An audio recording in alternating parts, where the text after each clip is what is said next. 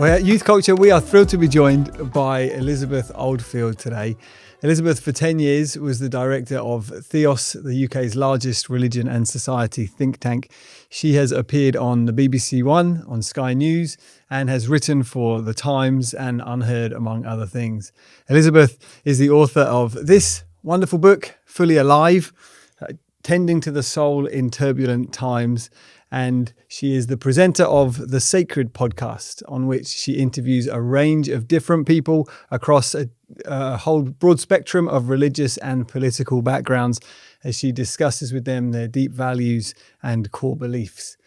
Today, we're going to be talking together about discipling a generation, exploring together what God's doing and what some of the things we can learn, and some of the things that Elizabeth has observed in culture about what God is doing among the emerging generation. Elizabeth, it's great to have you with us. It's lovely to be here. Thank you so much for being here. Now, I loved reading your book. There's so much in it. You're clearly very, very well read. You're very thoughtful. You've got your finger on the pulse of lots of different traditions, lots of different cultures and conversations that are taking place in the West. And I would love to just kick things off really by getting your observations on what you think God's doing in the West and what you think some of the needs are, perhaps for those who are working with young people, the opportunities, the challenges, that sort of thing. I don't feel qualified to be able to say what God's doing. I know that God's always doing what God's always doing, which is repairing, restoring, upbuilding, coming towards us with wide open arms in all our brokenness and fragility. I think the Spirit is always at work in the world. The thing I feel maybe slightly more confident on is the shifting spiritual landscape. And I would say that it is very interesting and pretty turbulent right now. After a long time of it feeling like a long, slow decline of people who would call themselves Christians or attend church, certainly people who it felt like the kind of passive social Christianity has really just had a precipitous drop. And then people for whom it was a serious part of their life and they were practicing, it's also been going down, but slightly slower, that bit. In the last, I would say, 5 to 7 years, something is on the change, something is on the shift. And I started seeing this early on with the Sacred, that guests who were externally not religious, had been secular their whole lives, or, were highly educated elite thinkers in culture, would sort of sidle up to me quietly in private spaces and say, suddenly I'm finding this whole thing interesting again. And will you talk to me about Jesus? And maybe we've thrown the baby out with the bathwater by thinking that we didn't need any of this stuff. And that has only continued. And I think most people now will know of these quite high-profile, visible converts of kind of public intellectuals, really. People very highly educated in the world of ideas, deciding that they actually want to commit their life to Jesus. There's various, I think, things going on there. We can't downplay the effect of Jordan Peterson, particularly his early work about the Bible and sort of legitimizing metaphysical yearnings, right? And an interest in these texts, particularly for men. And I think there's something else going on in a few other tribes about, honestly, existential anxiety and a sense that the world is not as secure as we might have thought it was. The future looks difficult. Where can we find wisdom? So a yearning for a steadiness of soul, right? Somewhere to root ourselves. So I am definitely seeing kind of uptick in spiritual openness and interest. But I think we need to also name that amongst those of us who'd already call ourselves Christians or were raised in the church, there's also quite a lot of people leaving, particularly the younger generation, right? This buzzword of deconstruction, it's really meaningful for a lot of people who are finding that they don't know how to make sense of their beliefs that they inherited, or they're disappointed by the church, or they're really struggling in what we used to call a crisis of faith, or, a dark night of the soul. And some of them are leaving and not coming back. And so you've got lots of cross-cutting tides. Yeah, you can imagine them meeting one another on the way out and the way in. Yeah, honestly, sometimes I think about that. What would they say to each other? Yeah, what would they say to one another? And so there is plenty of challenges in that. And what do you suppose some of the opportunities are and things that the church needs to be aware of? So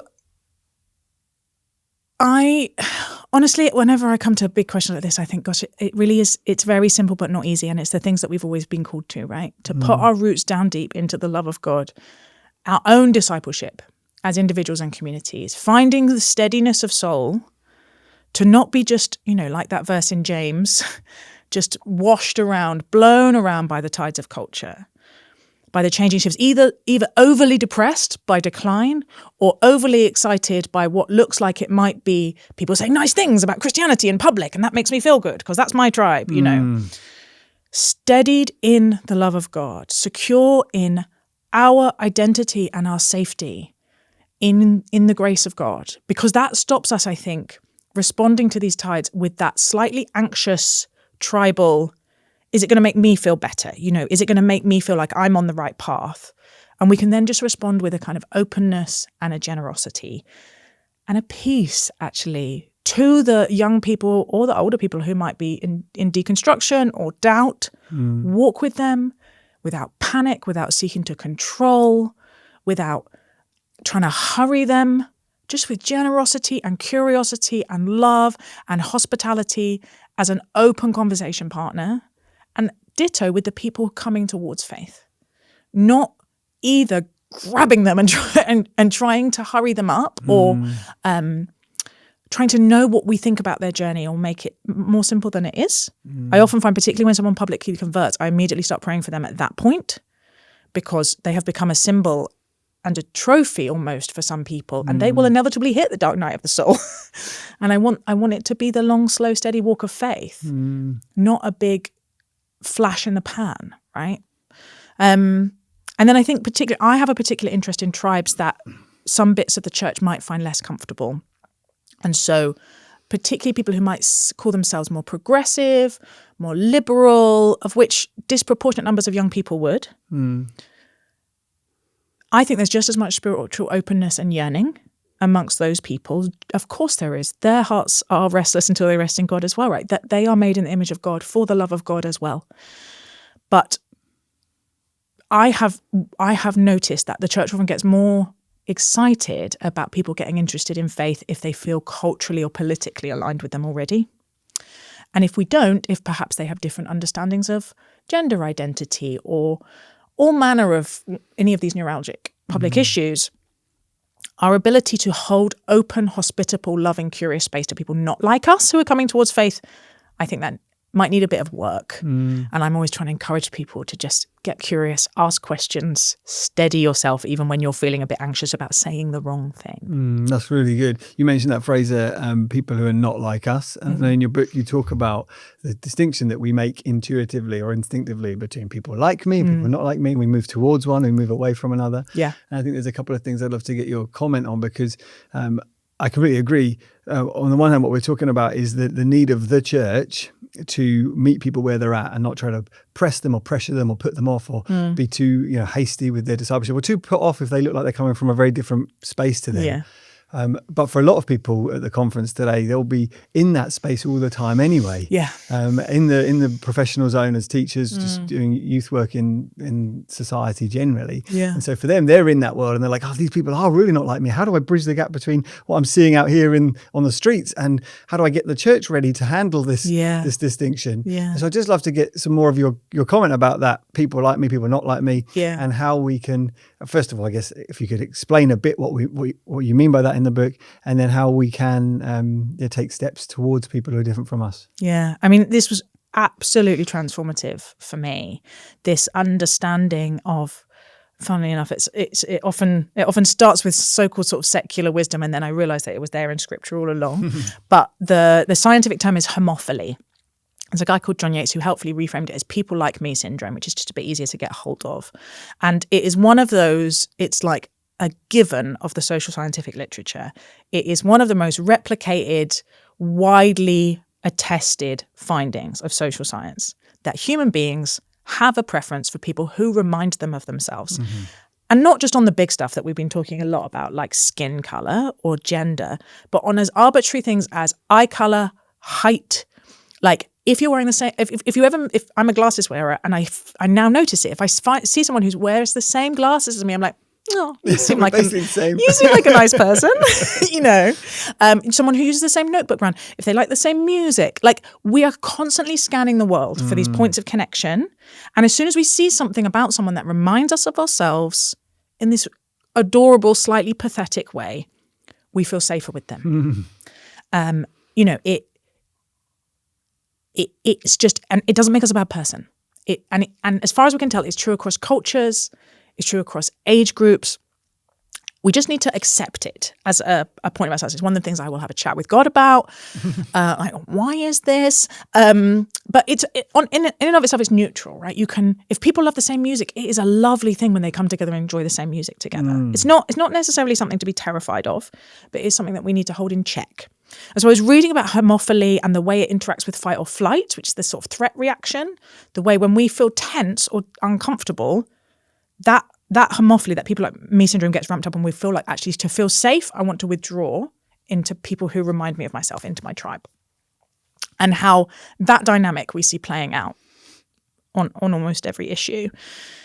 And then I started going back to the Gospels with this lens and realizing how Jesus is the ultimate rejecter of people like me syndrome. Like, in every scene in the Gospels, he walks in, there's the people that he would naturally align with or who would naturally accept him or people expect him to talk to, and then he does the polar opposite. He is going outside the tribe, to the edges, to the people everyone thinks are beyond the pale, to the people everyone feels tense that they are even there, right? And then he sits with them, and then he asks them questions, and he often goes to their house and he honors them. And that sort of anti-tribalism posture that he's taking has been really transformative to watch what he's doing. And then there's all this other amazing stuff about what does it mean to turn the other cheek as a way of understanding, resisting our own threat reaction, right? If someone is different from us, they make us feel tense. If we just take a minute, that actually can settle down. And I find that's what I mean now by turning the other cheek, is going, okay, I really would quite like to attack you or argue with you, or I'd quite like to run away and withdraw because this is uncomfortable. I'm going to try and internally turn the other cheek and just stay in conversation and stay in relationship and see what happens next. And it's a very disruptive, dynamic, very badass, I think, posture that he's trying to invite us into. It's so good. I mean, there's so much in there. I think it's like, so my brain goes in a couple of places. One is, so people like Rod Dreher, I know you've spoken to on your podcast. He wrote the book, The Benedict Option, and John Mark Comer talks about this as well. The importance that in an age like ours, it's becoming, on the one hand, we're seeing like a resurgence of interest in spirituality, maybe Christianity, but in a society that is still, by and large, hostile towards traditional Christianity, we might say, or conservative forms of Christianity. In a world like that, there's voices saying the church needs to, band together. It needs to have a strong sense of identity. And what better way to do that than to create people like me syndrome? We're like, this is our practices. We have Sabbath and we worship at this time. And with this, I know you're a big fan of communitarian living, community spaces and stuff. So how do you create tight communities that hold together in a world that's constantly trying to pull it apart? On the one hand, it feels like there's two big strands we could take with this. And where you've kind of led us at the moment is actually we need to be churches and Christians who are happy to be in spaces with people who we see as different from us. Can you help just talk a bit about that interaction? I think that's a false binary that we see everywhere. That we can either be open, hospitable, curious, but then we'll just end up like sort of woolly and with no principles and no kind of sense of belonging. Or we can have tight belonging, strong, robust, vibrant culture, but we need to defend the barricades. And again and again, Jesus just undermines those binaries. His posture seems to me to be deep, again, and I love this, my life verses are about the trees planted by living water. If we are sufficiently rooted in the gospel, in the love of God, in the belovedness that we receive from God but do not earn, we can, I think, do both. And this is my sort of think tank, policy wonk brain. Sociologists talk about this as bonding social capital and bridging social capital. So bonding social capital is precisely that. How do you make often beautiful, morally formative community where there's mutual care and there are rituals and rhythms and you have a sense of group identity. And I want that. That keeps me sane, right? That's why I live in an intentional Christian community with monastic rhythms. We have strong bonding social capital. We eat together all the time, right? We are deliberately almost like concentrating our Christian identity in that community, in the house. And this is a big part of Benedictine spirituality, we are also trying to be as hospitable as we can. And so we have these open table dinners and we have people through our house all the time who are seekers, who are interested, who hold questions. And it's precisely our concentrated Christian identity that draws them. And then we can welcome them in.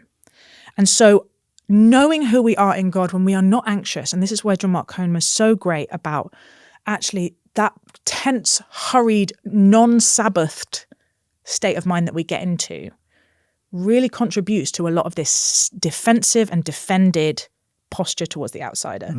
We're actually resting in the love of God. We can be fully ourselves in our principles, in our values, seeking to walk the narrow way of Jesus Christ and open arms to the other, because how else would they see the beauty? And if we don't have the open, there's my husband, who's amazing, always talks about Christians need strangers to stop us becoming strange. And there is this refrain all the way through the Hebrew Bible about the alien and the stranger, right? And all the way through the New Testament about live such good lives amongst the pagans, right? Love your enemies, bless them, seek to do good to the people around you as an outworking of the particularity of our identity of our faith, not in opposition to it. And I think not allowing ourselves to get caught up in either of those stories, but remembering that in Christ, but like we can be rooted and hospitable seems a really important thing in this moment. It's really good. There's so much in there. So you talk about the importance of belovedness, knowing who you are. And I think there seems to be a form of, I don't know if we call it nominalism within Christianity. We're familiar with the nominalism that would call itself Christian but not really go to church, not really do anything. But then there seems to be another one where we don't really live out the gospel. We might read the Bible, we might listen to church, we might go to church services and nominally be part of the life together. But we haven't really taken into ourselves and grasped hold of who we are in Christ, and then allowed some of Jesus's rhythms and ways to shape the way that we are. And as a result of that, we seem to have kind of shaky foundations, such that they have this overlap of people leaving because they never really embedded it into their lives, and people entering it. And when my brain throws up, and we'll go here, is in your book, something I really appreciate as well, your testimony about your early conversion to Christianity as a teenager at a youth festival.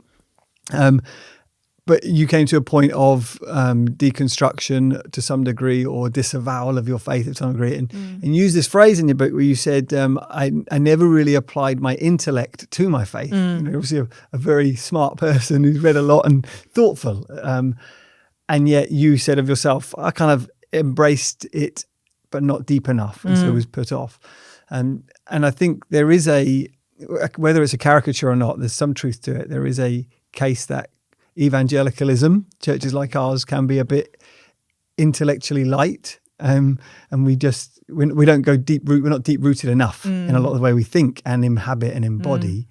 And so I guess the question of all of this is just your thoughts about the statement you made and how typical you think that might be for young people perhaps who've grown up in church, and what are some of the things that you think we might be able to do to help them fully put their roots down, to avoid this kind of nominal member by participation or association rather than inhabiting. And does that make sense? Like it's a waffly way of trying to say something. No, it's a very good question, and honestly it's one that I feel poorly qualified to answer, because I know we're speaking to a room full of experts, right, who spend their whole lives with young people.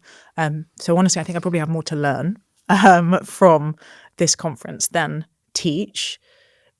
You sent me this question in advance, and I've been kind of sitting with it and praying with it. And I think there is, what it makes me think about, which is all I have, is how difficult this transition point is. And I feel very grateful that I did not grow up in the church. There was a kind of mild Methodist background Christianity, which honestly I thought was just cultural Christianity. Turns out my dad had a really deep faith, but he was so silent that we had no idea. My mum didn't. She became a Christian after me. But I didn't receive a like intense Christian childhood.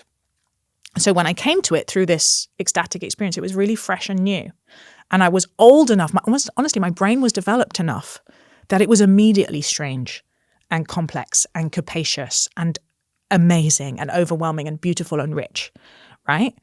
The process that needed to happen to me was I needed to undergird the emotional with some intellect. But for a lot of people, if you grow up in church and if you grow up in Sunday school, the teaching you get is necessarily primary colours and two-dimensional. It just has to be. And some of it, I'm like, oh, should we be colouring in the Noah's Ark sheet every week? It's quite a dark story when you actually look at it. Like, just because it's got animals doesn't necessarily make it developmentally appropriate. Just it's a difficult thing to teach young children well, right? It has to be like, God loves you. He died on the cross for your sins. Here's the colourful characters from the Bible, basically. Yeah. And then as you develop into being a teenager and your intellect really is kicking in and you're seeking to make sense of the world and what are the norms and what's okay and what's not okay and who do I trust and which institutions can I belong in, letting go of the two-dimensional primary colours and getting to the deep, rich, adult faith, which can hold quite a lot of mystery, right? And quite a lot of unknowing and can say, this incredible book is polyphonic. It is full of voices and threads, and it takes a whole lifetime of reading it and inhabiting it in its strangeness, in its spikiness, in its wildness. But getting from colouring in Noah's Ark to the like depth, rich, power, beauty of the Christian tradition in its fullness, that's quite a hard bridge. And I think that's often where people fall off. And I nearly fell off because I was like, if I allow myself to acknowledge mystery, if I allow myself to doubt anything, it will all fall apart. Questions aren't really allowed. Just submit to authority and have faith. And my personality couldn't work with that. It was just never going to happen. And by the grace of God, there were people who had walked that path before. And they were like, it's all right. Let me take you by the hand. Let me tell you it's going to be okay. Let me give you some interesting things to read. Take a breath. Don't panic. Like, we can find our way through this. That's good. So I don't know if there's anything helpful in there except thinking really carefully about what the bridge is and how we don't expect people to be able to just jump it themselves. And we remember that it's actually quite a perilous move that we as adults could all be. And some people don't do it, right? And some people don't do it to their 50s and 60s. And some people, it's like it's a stages of faith thing. Yeah.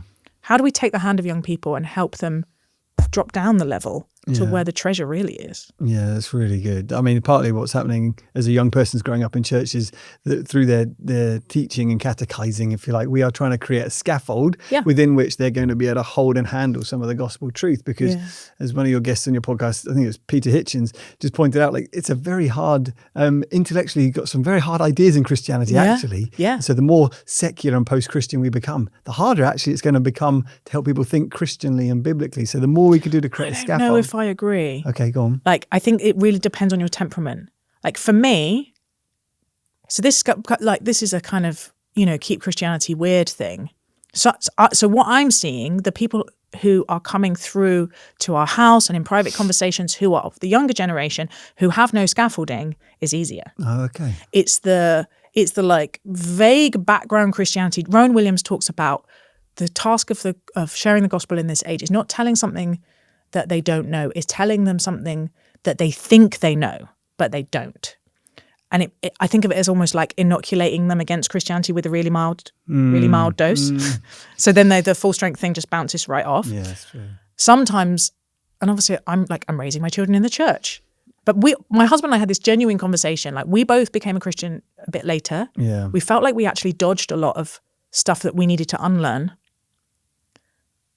We don't want to do that for our kids. We don't take that risk. But we also are aware that sometimes the scaffolding can become a straitjacket and you don't see that it's there as like a temporary structure. It's a bit like when you do, I think, GCSE physics, and then you get to a degree level physics and they have to unteach you all the stuff they taught you at GCSE because it was just like a holding pattern scaffolding. Yeah. No, yeah. No, Anyway, I can see that. I genuinely don't know. No, I can see. The I think answer it's to helpful. that. And partly, I think the way you answered the previous question was about doubt and allowing for a degree of mystery. Yeah. Like, from time to time, as I'm preaching, I will drop into a sermon. I have doubts, and it's like this, you can hear the pin drop. People are like, "What?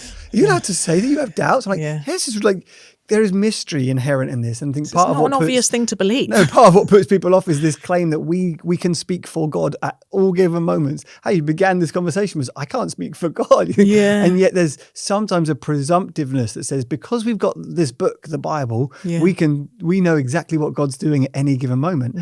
And for young people who are growing up in a world that's increasingly complex, Yeah.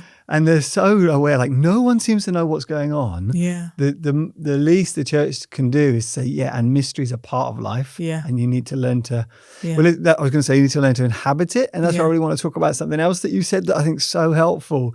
Toward the end of your book, we talk about God. And I've heard you talk about this in a conversation you had with the Unheard guys, a discussion you had.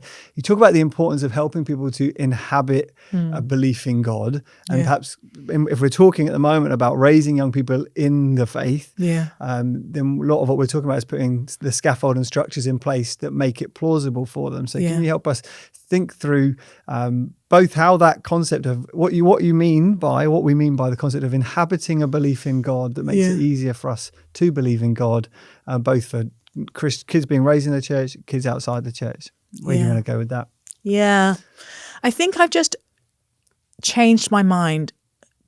You know, my husband and my ministry is the sort of easiest label to put it on is as evangelists. Like, we're doing it in quite a strange way, and I very rarely get the privilege of like sitting down with someone as they have that first moment of surrender to love Jesus every year. I'm like, this year, Lord. But we're often kind of accompanying people on their journey. And what I was taught / picked up passively from the culture is that when people come to know the love of God, it starts with the ideas, right? It starts with belief. It starts with doctrine. It starts with intellectual assent. I think that is true of some people, but my hunch is a much smaller proportion of people than I had assumed. And again, the social science bears this out, that generally the way people change their mind, and this was, I think we need to carry this with a bit of black humor, but this originally comes from research on cults. So that the way you get people to join a cult is you do not start with the beliefs. You start with belonging. You invite people to come and be part of a community where they feel safe. And then you start with behaviors, and then you go to beliefs. And this has been extrapolated out. It started in the field of research around cults, and then a bunch of people were like, oh, that's actually also how you sell people things. That is also how you get them involved in civic engagement. Like, this is essentially the pathway that most people go on to making major changes in their lives. Mm-hmm. Relationship first, which makes sense if you have a Trinitarian anthropology.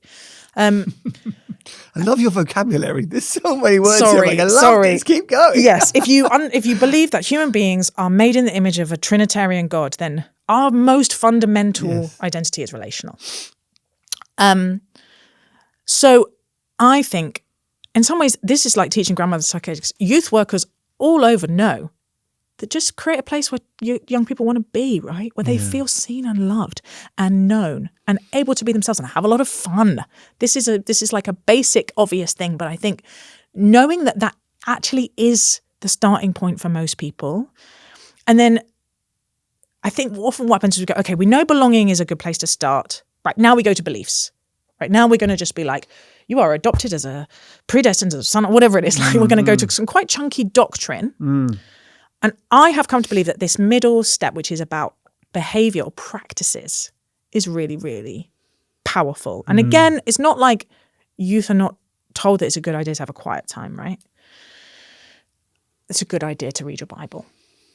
But there is something about the wisdom. I have just come to understand the wisdom of the breadth of the church has loads to teach us about the different practices. And again, this John Mark Comer's being one of the people that's really translating some of these practices that were deep in monastic Christianity for usage for all of us who might not be able to sing in those spaces. So these things like actually liturgical forms of prayer, I just assumed would be of no interest to young people. I thought they would be boring, that what they wanted was high energy, passion, music all the time. And that is some of them.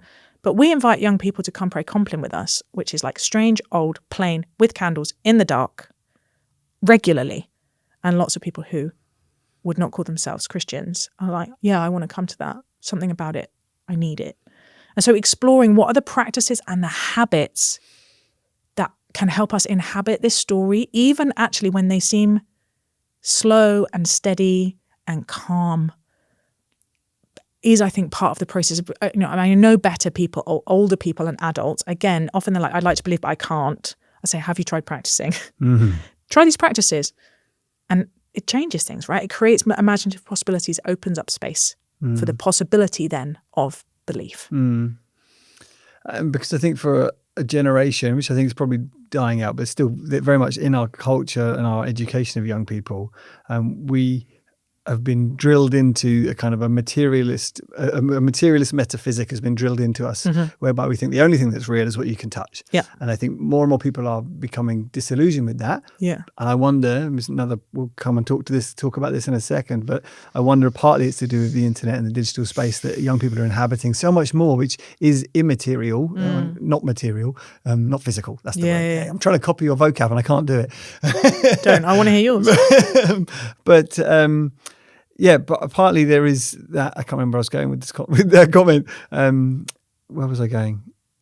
Oh yes, the materialist metaphysic that people have been raised believing, and they're now not believing that. Yeah. And yet still there are a lot of people who would say, but if I don't believe that something's real, how can I believe in this God? Yeah. And I'd love to hear what you would say on that, because and particularly you brought in some of the work of Ian McGill, Chris, if you could translate some of that for us in a few seconds. Oh, I do my best. I'll probably butcher it because it is it's rich and complex. And I'm not always sure I've got my head around it. But in my understanding, this again has been really helpful for me about the central role of attention.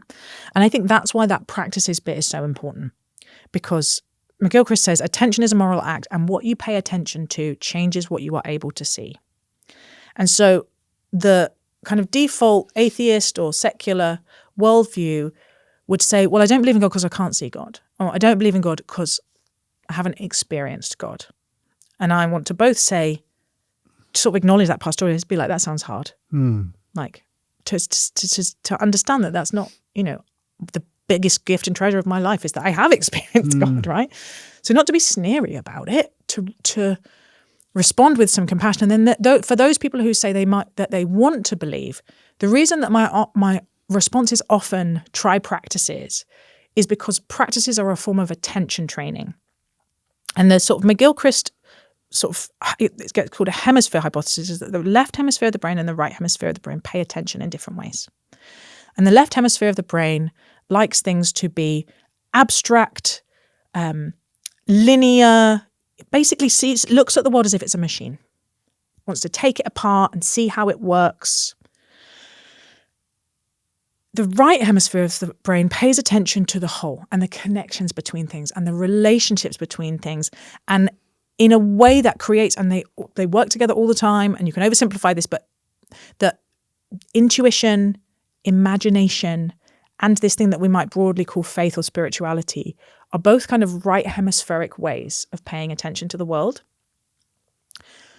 And that kind of right hemisphere, you might think of them as languages or mother tongues. That right hemisphere way of being in the world used to come very naturally to people. And it was continually being reinforced. And we had set up cultures since the Industrial Revolution, essentially. This enormous, dangerous metaphor of world as machine, human as machine, has continually reinforced left hemisphere ways of paying attention to the world. And because the brain is what's called plastic, which just means it is changeable, the more you pay attention, the more you use one way of paying attention, the more you strengthen it. So for very, very materialist, my friends who are physicists or spend their whole time in kind of scientific, rationalist ways of looking at the world, my hypothesis really is that they have narrowed their field of vision. And there are things that are really there in the world that they can no longer see. And that when we choose to stop reinforcing left hemispheric ways of paying attention to the world, but to consciously choose right hemispheric ways of paying attention to the world, which are these collective, ritual, imaginative, embodied, i.e. liturgy and music and worship and prayer and story and dancing and time in nature, spirituality, it changes I think, how much of the world we're able to access, and allows the possibility of the love of God, the just plausibility structures of Christian faith to open out to us. And that's been the journey that I've seen a lot of people go on, because I've got my director and I'm like, is it possible that your education and your background means that it's not that God is not sensible to us in the world, but your current field of vision is too narrow for it?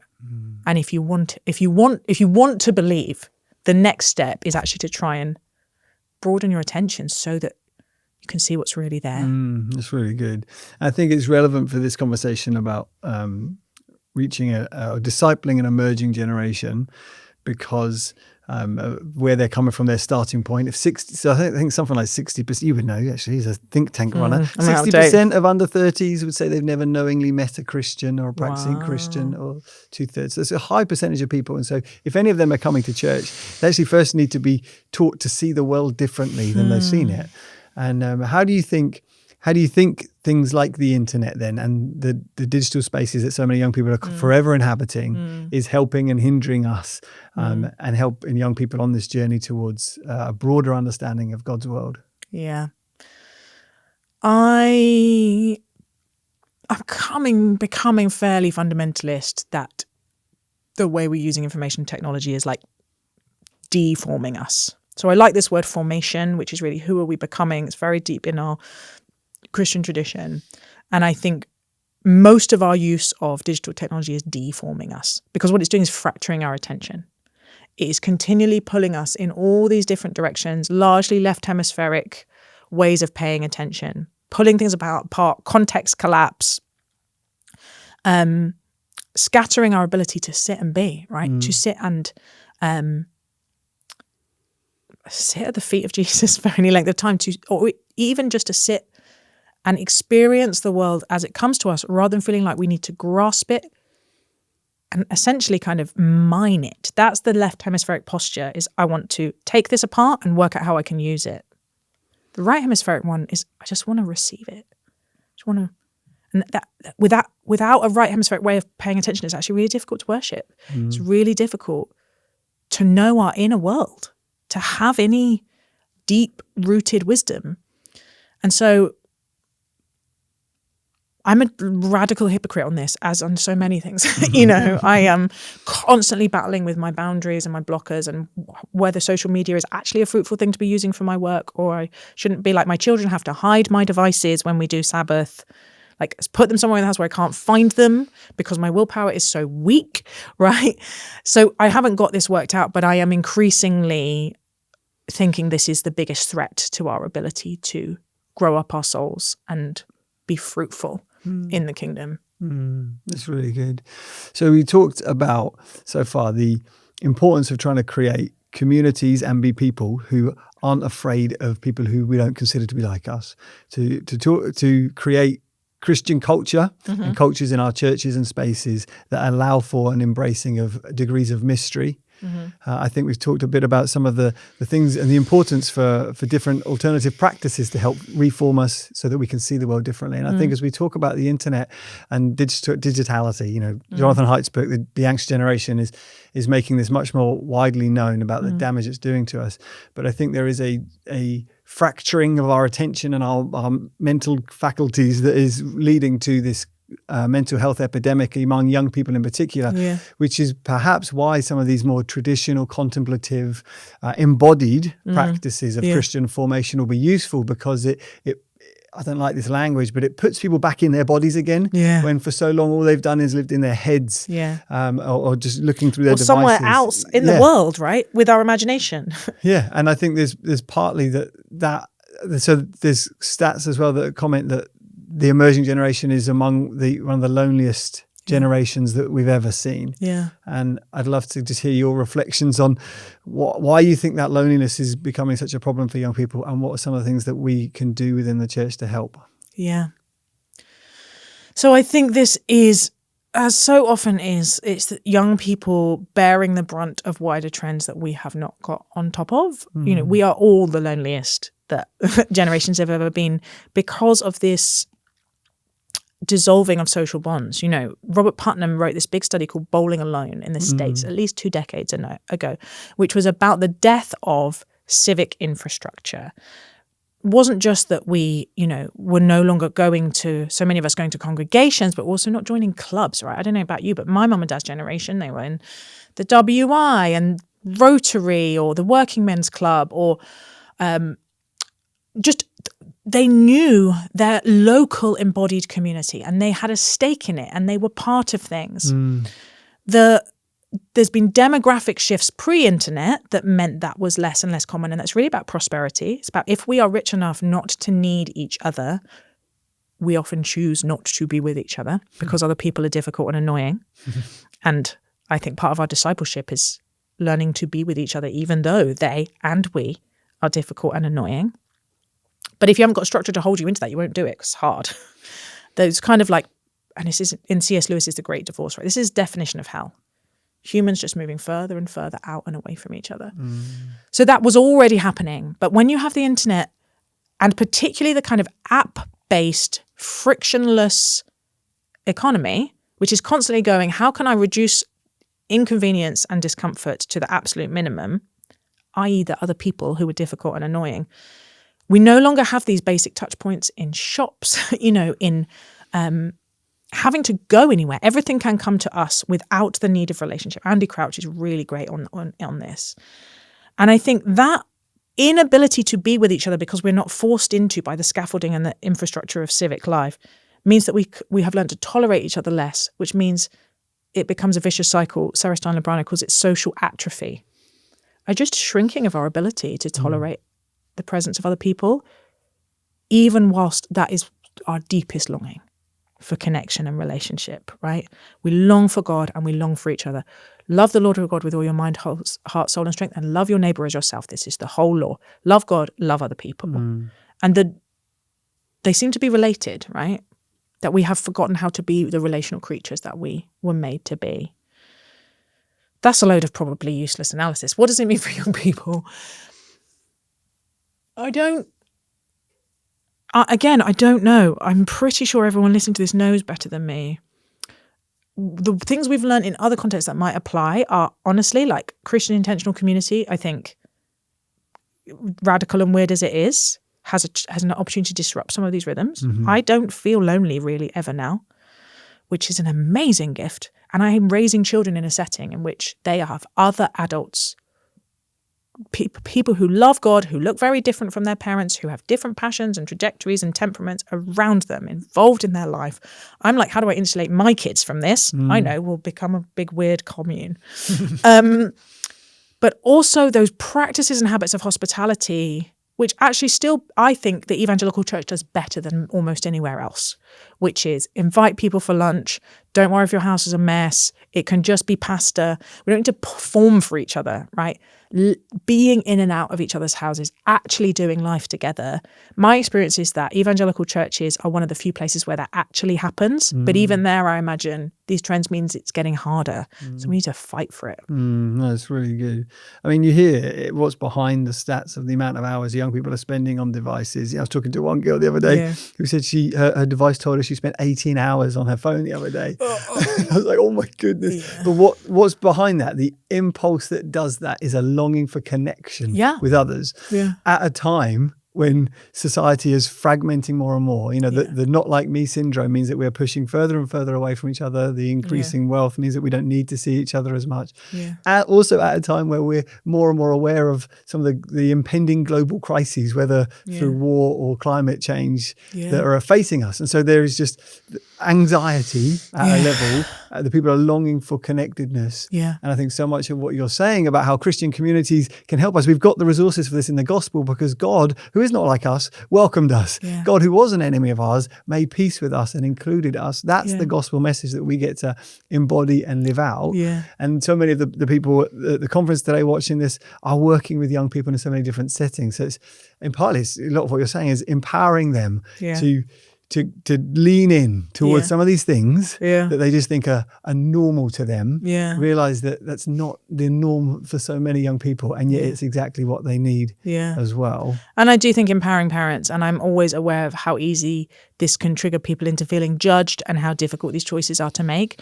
But I really feel like for this generation, now that we know, and even 5 years ago we didn't know, but now that we know the effect of smartphone usage and particularly social media on young people, if we are not holding the line and saying no and putting up with the whining and the kicking off and being like, I'm sorry, I would no more let you have cigarettes than I would let you have these products for a long time, and being prepared to be the countercultural people like, no, go read a book. Boredom is good.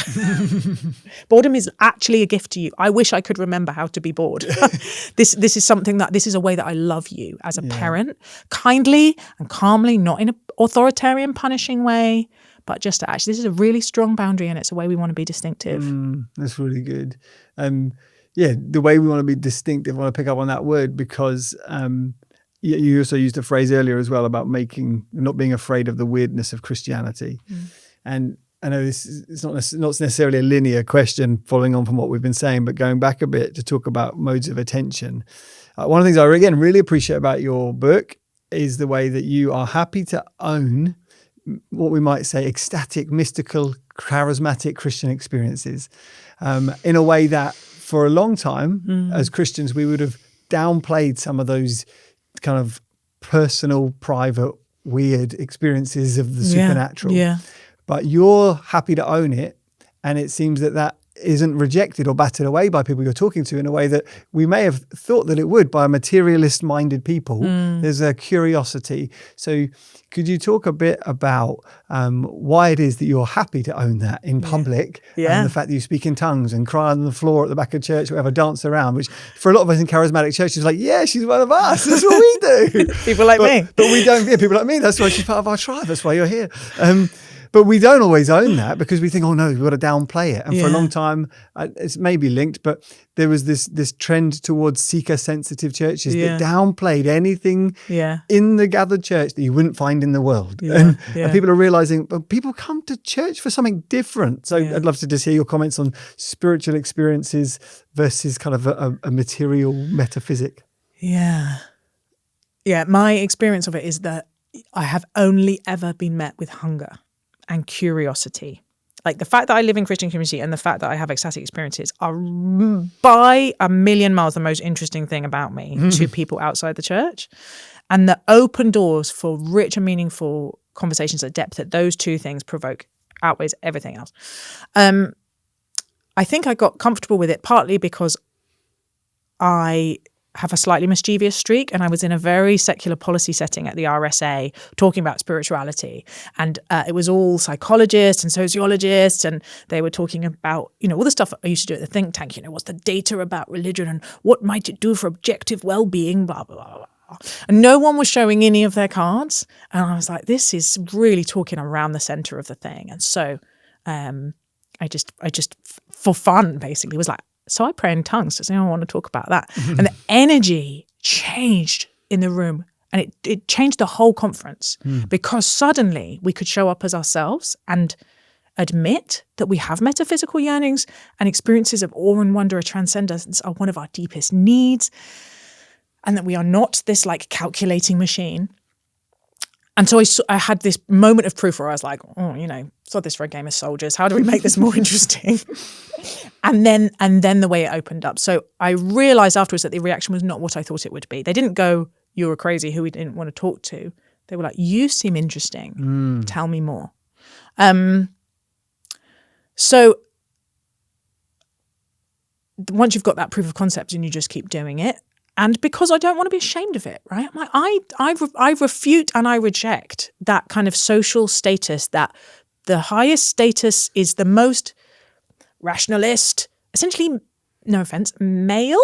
The sort of Richard Dawkins archetype for a long time was basically the smartest person in the room. And I wanted to go, I can be intelligent and weepy, right? That this dividing up of ourselves. Jesus was a weeper. This is an emotionally rich and resonant story with these strange tongues of fire, right? I'm not going to tidy it up to fit within your arid little context. Yes. I'm going to try and bring it in its strangeness. And the reaction has been so positive that I've just kept doing it. And I do think people are coming to church. I think we can be as strange as we like, as long as we are equally welcoming. Yes. And that is the thing. I think seeker-sensitive churches, the posture is brilliant if what they're doing is always acknowledging that there might be someone in the room who this doesn't yet make any sense for them. That's what I think a seeker-sensitive church is. Not dumbing anything down or diluting anything. Doing what we would do and then going, if you are here and this seems bonkers, we're so happy you're here, come talk to us afterwards. When it becomes excluding is when we don't take people by the hand and help them into it. And that's the same for highly liturgical churches, right? When you go to a highly liturgical church and you don't know where to sit or stand and you're worried about going up for communion because you might do it wrong and no one is taking you by the hand and walking you through it, they just clearly don't care about anyone outside coming in. Yeah, no, it's really, really good. I love it. And actually, as we talk about the importance of not downplaying some of the weirdness of Christianity, because it's what works in our favor in a society like this that's longing and looking for something. We can talk about weirdness in terms of some of the ancient traditions, sure. And some of that, I think, particularly given the digitally fractured brains that we've all got, brains that are fractured because of our digital consumption, the stillness, the contemplative aspects of Christianity and our Christian traditions, I think are tools in our toolbox that not many of us are bringing out to use in our discipleship that we could do. Yeah. And I think it's going to play into an appetite and a need in our culture and our generation because of these various factors. But the thing that really makes this weird isn't that we sit in silence, it's that the Spirit of God is here. The power of God is present and he's here to heal and to save and to answer prayers and perform miracles and wonders. And if our longing, and the longing that we're masking with our digital use, if our longing is for connection, then we begin, I love it. We begin with connection to the Christian community. But ultimately, we don't stop there, do we? Because we're longing to meet Jesus. Yeah. All of these formative practices are helpful in as much as they get us to Jesus. And so I guess just as we bring things into a close, I'd love you to just talk a bit about that, Jesus, why it is that we need to get people ultimately, as disciple makers of an emerging generation, how do we get people to Jesus? And what's the thing that Jesus is able to offer them that they're not going to find anywhere else? Yeah.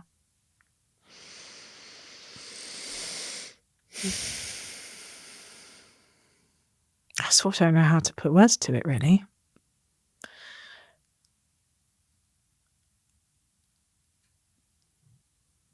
He's just the middle of the thing, isn't he? And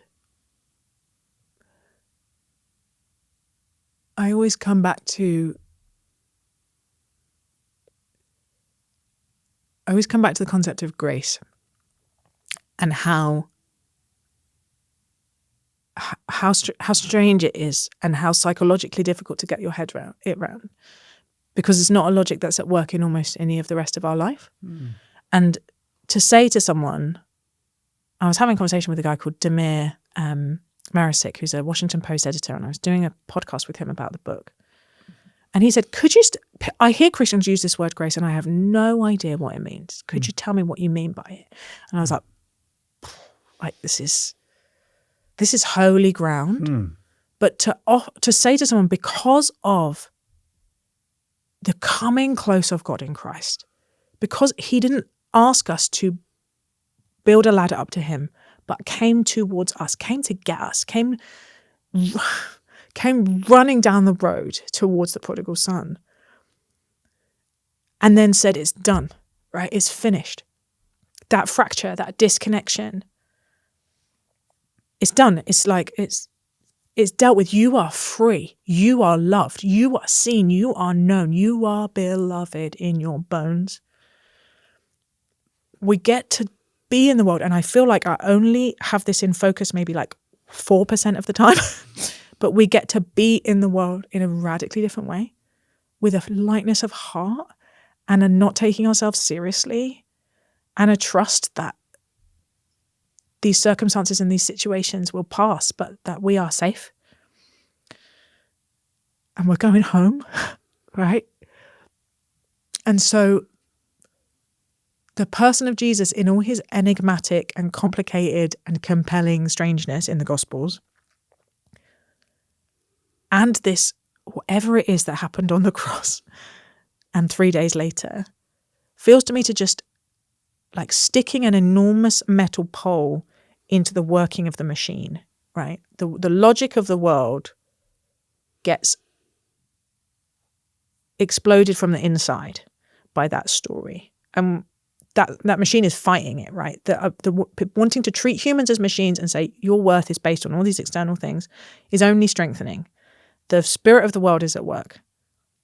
But the spirit that is in us, that brings freedom, if we can do it with humility and an awareness of our sin and our ability to get this wrong and to want to control and our tribalism, if we can offer that spirit that's within us, then we can see people just totally turned around in ways that's incredibly beautiful. So that's not very coherent because I don't feel coherent about any of it.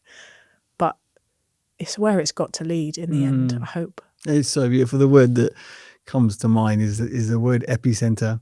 That this is the source and the core, the molten heart of it all. Yeah. And for us as Christians out in the world, loving young people, wanting to serve them, we must draw all of our impetus for life from this epicenter of God's grace, of him coming to us. Yeah. But a lot of what we're talking about in this conversation has been how do we get people closer to that epicenter that they would see it for themselves? Yeah. Use the phrase there of not having to climb this ladder, which I know is an image that Jordan Peterson uses a lot, of Jacob's ladder. Yeah. And for as useful and as helpful as early Jordan Peterson on the Bible was, what he was doing, I think, is teaching an emerging generation, particularly men, that some of the practices of formation within Christianity are healthy. Yeah. They help orient us. Yeah. But ultimately, they don't save us. Yeah. What saves us is getting people to that epicenter of grace where God came to meet us in Christ. And it's so beautiful. I think the way you answered that is so helpful, even just the gravity with which you took it and just patiently waited, because this is holy ground that we're really trying to tread on. Yeah. And this is our heart's desire of getting people here. Yeah. Elizabeth, it has been an absolute treat to have you with us at Youth Culture today. Thank you so much for being with us. Just as we come into land, is there anything on your heart or mind that you'd love to just leave with us? I would just like to say thank you for having me, and to everyone who's watching and listening, like, thank you for the work that you do. It's good. Wow. It's going to make me weep. As I said, I'm a weeper. The hidden slog often, I think, of just showing up and opening the door and remembering to buy the snacks, and the dealing with the bad behavior and the grumpy parents, or being a parent and dealing with the bad behavior of the grumpy kids and your own grumpiness. And whether you're professionals or paid or unpaid, if you're trying to live and work alongside young people and help them know how much they are loved, I just want to honor it and say it's the holy work, and it is not given enough credit. And often it's like, not even in churches, like the stuff at the front with the adults is what's important, and what's happened at the sides at the back is like maybe slightly lower priority. And I don't think that's how Jesus sees it at all. So I want to say thank you. Oh man, thank you so much.